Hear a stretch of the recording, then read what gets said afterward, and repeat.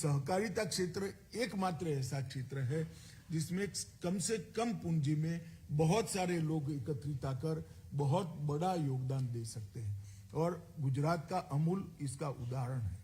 आज 60,000 करोड़ रुपए का व्यापार लगभग छोटी छोटी महिलाओं की दूध उत्पादन समितियां मिलकर करती है। कई जगह तो अनपढ़ महिलाएं करती है। ये इसका बहुत बड़ा उदाहरण है। तो देश के ये 70 करोड़ लोग जो अब आकांक्षा से भरे हुए हैं, उनको आगे बढ़ना है, देश के विकास में योगदान करना है, इसको हम सहकारिता के माध्यम से जोड़े। इसलिए सर्वांगीण विकास विचार करने के लिए एक सहकारिता नीति को तैयार करने के लिए एक समिति बनाया गया है। सभी राज्यों का उसमें प्रतिनिधित्व है, और हमारे देश के पूर्व उद्योग मंत्री और सहकारिता क्षेत्र में जिन्होंने बहुत बड़ा काम किया है, ऐसे सुरेश प्रभु जी को उसका अध्यक्ष बनाया है, और उनकी अध्यक्षता में आप सभी से सार्थक चर्चा कर इस सहकारी नीति के दस्तावेज को हम फाइनलाइज करेंगे।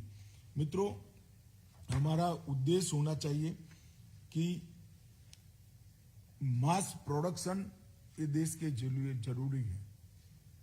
मास प्रोडक्शन देश के अर्थतंत्र के विकास के लिए जरूरी है, मगर जिस तरह से 130 करोड़ की आबादी का हम देश है, इसके लिए प्रोडक्शन बाय मासिस भी जरूरी है।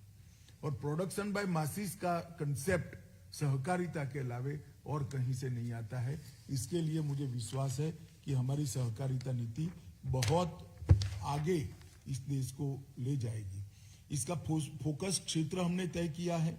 फ्री रजिस्ट्रेशन, कंप्यूटराइजेशन, लोकतांत्रिक पद्धति से चुनाव, सक्रिय सदस्यता सुनिश्चित करना, संचालन और नेतृत्व में प्रोफेशनलिज्म और ट्रांसपेरेंसी, व्यावसायिकता और पारदर्शिता लाना, जिम्मेदारी तय होना और जवाबदेही भी तय होना। अगर ये हम करते हैं तो ढेर सारे हमारे अभी जो दूषण सहकारिता में घुसे हुए दिखाई पड़ते हैं, उसको हम परिवर्तित कर पाएंगे।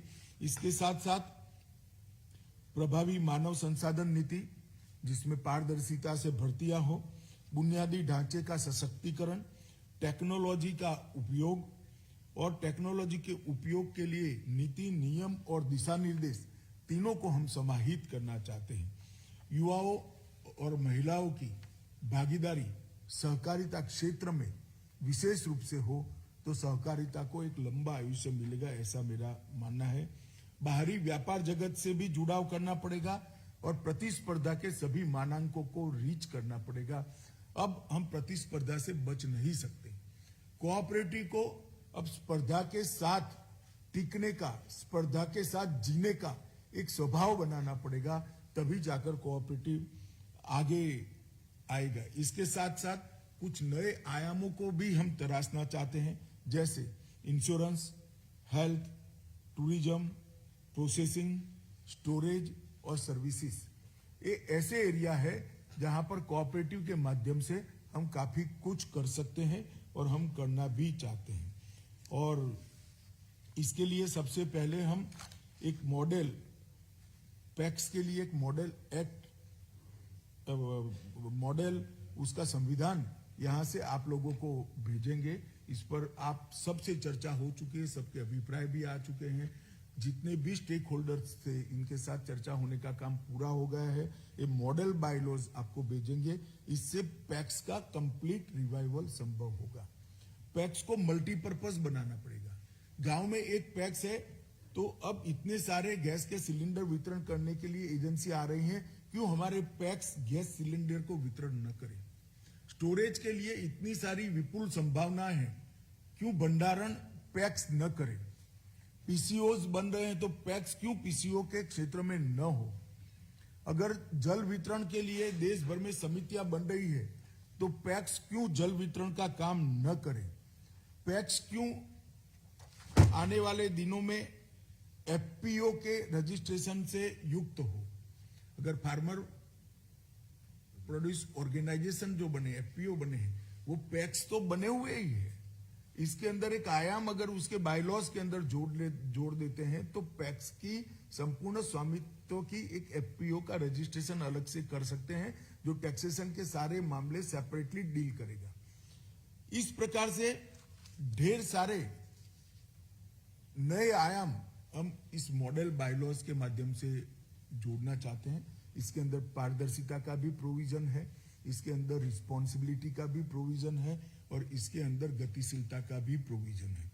मित्रों, अगर ये हम कर पाते हैं तो मुझे पूरा भरोसा है कि हम सहकारी क्षेत्र की मूल इकाई को मजबूत कर सहकारी क्षेत्र को एक नया, लंबा और मजबूत आयुष्य देने में सफल होंगे। अभी लगभग 65,000 पैक्स हैं क्रियान्वयन में, वैसे तो 95,000 हैं, परंतु 65,000 पैक्स आज अपना कामकाज ठीक ढंग से कर रहे हैं। हमने तय किया है कि 3 लाख पैक्स 5 साल में हम नए बनाए, कुल मिलाकर बनाएंगे तो करीब 2,25,000 पैक्स के रजिस्ट्रेशन का हमने लक्ष्य रखा है। वो पैक्स डेयरी भी होंगे, वो पैक्स एफपीओ भी होंगे, वो पैक्स जल वितरण भी करेंगे, वो पैक्स गैस का वितरण भी करेंगे, वो पैक्स गोबर गैस भी बनाएंगे, वो पैक्स भंडारण का भी काम करेंगे।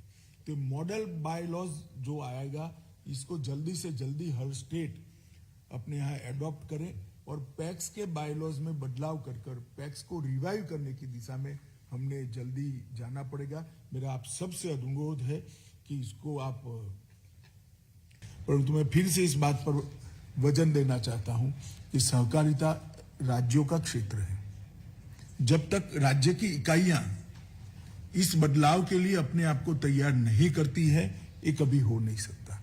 इसलिए मेरा आप सभी से अनुरोध है कि इतने सारे बदलाव, जो खुद तो मैं बोल भी नहीं पाया हूं, मगर हमने तय किया है कि सम्मेलन के बाद सहकारिता सचिव देश भर के सहकारिता विभाग को एक डिटेल नोट भेजेंगे कि सहकारिता विभाग आने वाले 1 वर्ष के अंदर क्या करने जा रहा है। तो ये रोड मैप को राज्य भी एडॉप्ट करे और ये रोड मैप के अंदर आपका योगदान हो, तभी जाकर सहकारिता को ताकत मिल सकती है।